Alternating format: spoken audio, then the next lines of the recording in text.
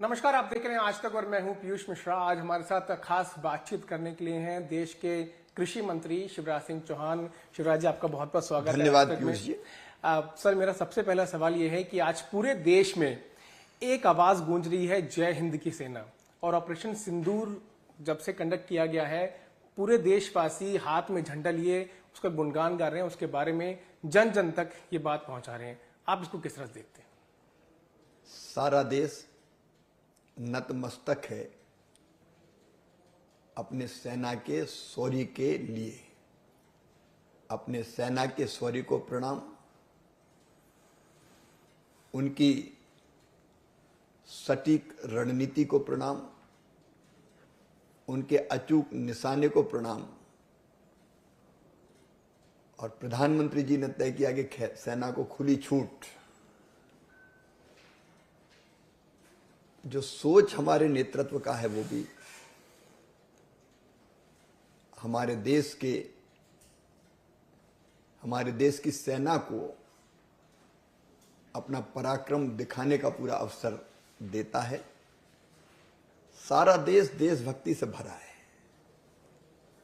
प्रधानमंत्री जी जो कहते हैं वो सारा देश कह रहा है, पहले राष्ट्र,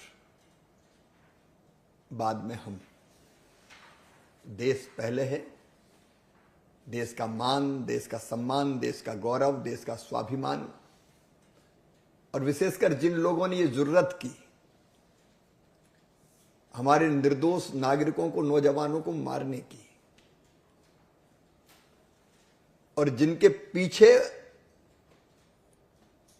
आतंक के पीछे जिनका हाथ है,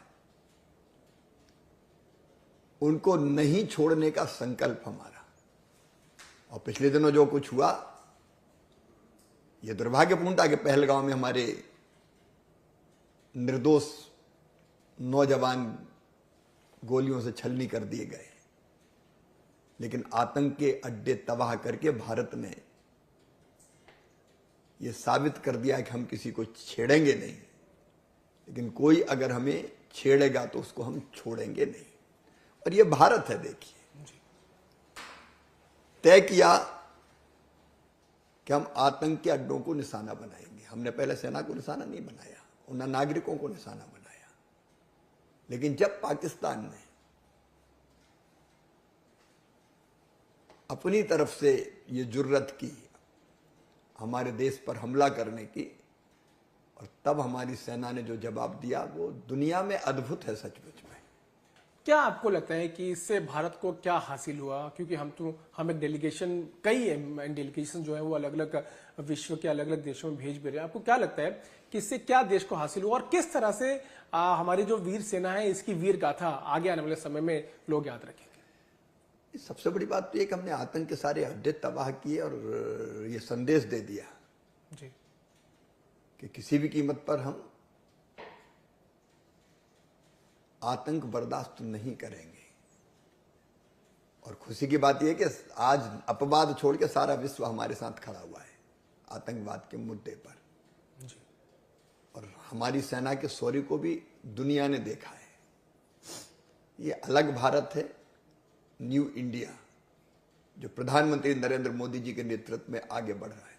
भारत का हर देशवासी जो है ऑपरेशन सिंदूर पर गौरवान्वित महसूस कर रहा है, लेकिन इस पर राजनीति भी हो रही है। कुछ विपक्ष के नेता हैं वो ये कह रहे हैं कि हमने कितने अपने जेट्स खोए, हमारी क्या स्थिति रही। इसको आप किस तरह से देखते हैं? ये उनका दुर्भाग्य है कि वो ऐसी भाषा बोल रहे हैं।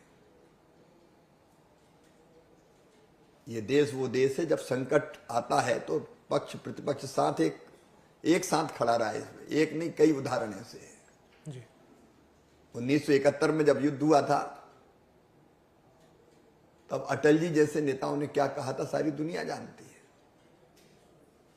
और इसी देश में यह भी हुआ कि जब स्वर्गीय नरसिम्हा राव जी प्रधानमंत्री थे, तब अटल जी को प्रतिनिधिमंडल का मुखिया बना के भारत का पक्ष रखने भेजा गया था। लेकिन आज मैं मानता हूं कि मन कई बार तकलीफ से भी भरता है। हम सेना के शौर्य पर सवाल उठा रहे हैं। हम ऐसी भाषा बोल रहे हैं जो पाकिस्तान को बल दे रही है। और पाकिस्तान में देखा है कि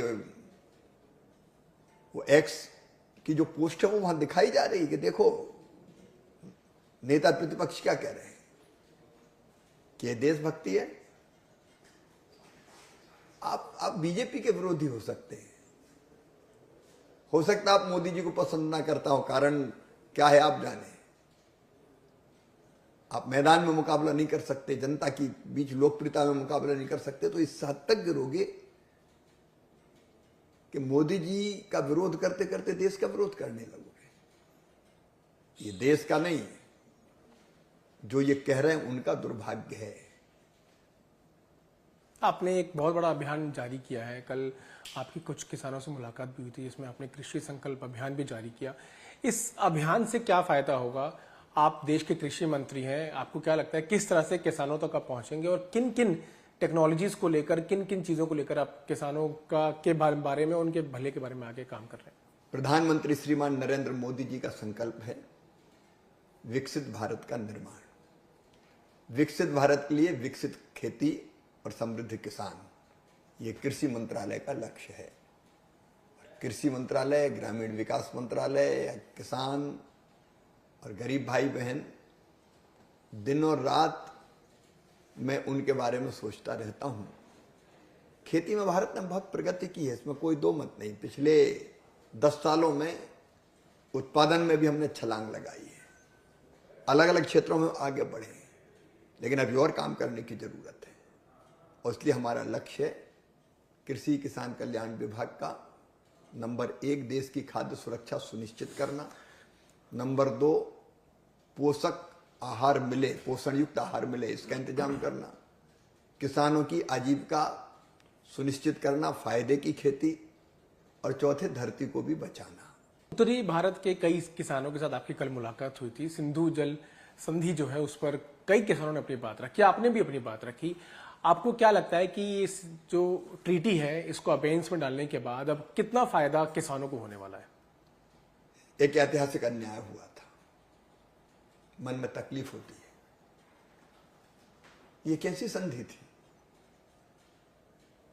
सिंधु जिसके किनारे ये सभ्यता और संस्कृति विकसित हुई, सिंधु, हिंदू, हिंदुस्तान, ये तो मूल था वहां से। लेकिन सिंधु का जल ही 80% पाकिस्तान को, 80% से ज्यादा पाकिस्तान को दे दिया गया। ये स्वर्गीय पंडित जवाहरलाल नेहरू जी जो हमारे प्रधानमंत्री थे प्रथम, उनका किसानों के साथ बड़ा अन्याय था जी। कैसा समझौता था ये? आपने पानी भी दे दिया, अकेला पानी नहीं दिया, पैसे भी दे दिए। 83 करोड़ आज की अगर मूल्य की दृष्टि से देखें तो 5,500 करोड़ रुपए, इसलिए कि वहां नहर बनाओ पाकिस्तान में। भारत क्या करेगा? आपने पानी दिया, आपने पैसा दिया, उन्हें बदले में क्या दिया? आतंकवाद, खून बहाया हमारे लोगों का। और प्रधानमंत्री नरेंद्र मोदी जी ने कह दिया है कि पानी और खून एक साथ नहीं बह सकते। इसलिए इस अन्यायपूर्ण संधि को, जिसका तब भी विरोध हुआ था जी। विशेषज्ञों ने जो इस समिति में थे तब कहा था कि समझौता नहीं करना चाहिए। और इसका उदाहरण है 1960 में स्वर्गीय अटल बिहारी वाजपेयी जी का भाषण जो उन्होंने पार्लियामेंट में दिया था, आज भी पार्लियामेंट की डिबेट में है, जिसमें उन्होंने कहा था कि हमारे विशेषज्ञों ने विरोध किया, ये गलत है। लेकिन पंडित नेहरू जी कहते थे कि हम 83 करोड़ दे के शांति खरीद रहे हैं। कहां शांति? उसी पाकिस्तान प्रेरित आतंकवाद ने हमारे निर्दोष नागरिकों का कितना खून बहाया है। अब ये नहीं चल सकता, इसलिए सिंधु जल समझौता ये रद्द किया है। और अब आप देखिए हमारा पंजाब, जहां पानी कितने नीचे जा रहा है, जी जी। हमारा हरियाणा, राजस्थान तो सूखा है, हमारा हिमाचल, हमारा जम्मू कश्मीर, यहां तक कि लद्दाख तक, ये जो जल है जो समझौते के कारण वहां जाता था, अब ये रोककर किसान के सूखे खेतों की प्यास बुझाएगा और इन प्रांतों की तस्वीर भी बदलेगी, किसान की तकदीर भी बदलेगी। अच्छा, एक सवाल मेरा ये कि एक सोशल मीडिया पर वीडियो बहुत वायरल हो रहा है जिसमें मूंगफली किसान जो है वो उनका काफी जो उनकी जो फसल है वो बर्बाद होती नजर आ रही है। आपने भी उनसे बात की, किस तरह की आपकी वार्तालाप हुई और किस तरह के आश्वासन अपने किसान को दिए? फसल किसान की जिंदगी है और जब वो उसके हाथ से निकलती है तो उसके दर्द और पीड़ा का अंदाज नहीं लगाया जा सकता। जब मैंने मूंगफली सकेलते हुए उस किसान को देखा तो मेरा मन नहीं माना, मैंने बात की और मुझे खुशी है। मैं धन्यवाद दूंगा मुख्यमंत्री देवेंद्र फडणवीस जी को, वहाँ के कृषि मंत्री को, और कलेक्टर से भी मैंने तत्काल बात की थी। उस किसान की मदद हो रही है। जब संकट में किसान हो तो फिर चैन से कैसे बैठा जा सकता है, और इसलिए जब वो घटना सामने आई तो चर्चा उस किसान से की।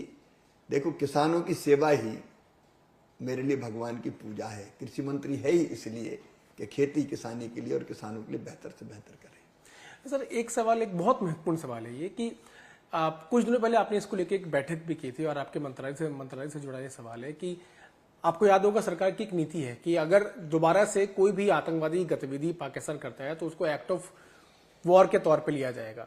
अगर इस तरह की स्थिति आती है तो कृषि उत्पादन का जहां तक सवाल है उसको लेकर हम कितने तैयार हैं? मैंने तो उस समय भी समीक्षा की थी। हमारे अन्न के भंडार भरे हुए। मुझे बताते खुशी है कि इस साल भी एग्रीकल्चर एंड एलाइड सेक्टर की ग्रोथ रेट लगभग 5% के आसपास है जी। गेहूं हो, धान मतलब चावल हो, मक्का हो, हमारे पास पर्याप्त अन्न के भंडार है। और आने वाले समय के लिए भी आज ही मैं कॉन्फ्रेंस ये कर रहा हूँ जी। बीसी और डायरेक्टर कॉन्फ्रेंस, जिसमें आईसीआर के 113 संस्थान के डायरेक्टर्स हैं, यूनिवर्सिटी के वाइस चांसलर्स हैं जी। हम सब मिलकर यही विचार कर रहे हैं कि आगे हमको उत्पादन और कैसे बढ़ाना है, क्योंकि 2047 के विकसित भारत के लिए कृषि आज भी केंद्र रहेगी। और इसलिए कृषि की विकास दर एवरेज 5% बनी रहे।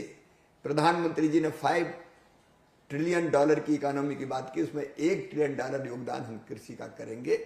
हम कई चीजों पर विचार कर रहे हैं, जैसे हमारे यहाँ उत्पादकता कम है दालों की जी। तिलहन की, ऑयल सीड्स की, उसको हम कैसे बढ़ाएं। आज ही चर्चा चल रही थी कि इस पे हम जीनोम एडिटिंग या बाकी पद्धति से इनके उत्पादन को कैसे बढ़ाएं, क्योंकि गेहूं चावल में हमने नए रिकॉर्ड स्थापित कर दिए, लेकिन दालों में और तिलहन में अभी हम पीछे हैं। तो कई तरह की रणनीति पर हम विचार कर रहे हैं, तेजी से हम काम कर रहे हैं। लेकिन मैं आश्वस्त करता हूं देश को कि देश के अन्न के भंडार भरे रहेंगे। फल हो, सब्जी हो, जरूरत की जितनी चीजें हो पर्याप्त मात्रा में हमारे पास होगी। ये सरकार की रणनीति भी है और किसानों का परिश्रम भी। किसान और जवान किस तरह से आप देखते हैं दोनों को? एक सीमा पे देश की सीमाओं की रक्षा कर रहा है और एक खेत में काम कर रहा है। जवान सीमा पर सुरक्षा कर रहा है और किसान खेतों में अन्न का उत्पादन कर रहा है। दोनों जरूरी है। जय जवान जय किसान। सो धन्यवाद हमसे बात करने के लिए। और जय जवान और जय किसान के नारे के साथ देश के कृषि मंत्री ने बताया कि किस तरह से ऑपरेशन सिंदूर के बाद पूरा देश गौरवान्वित महसूस कर रहा है और सिंधु जल समझौते पर भी सरकार की क्या राय है और कैसे कृषि मंत्रालय आगे किसानों के लिए इस पानी का उपयोग करने वाला है। बड़ी बात ये बताई कि देश में कृषि उत्पादन को लेकर किसी तरह की कोई दिक्कत नहीं है और साथ साथ आश्वासन दिया कि देशवासियों को कृषि उत्पादन को लेकर किसी तरह की कोई चिंता करने की कोई जरूरत नहीं है।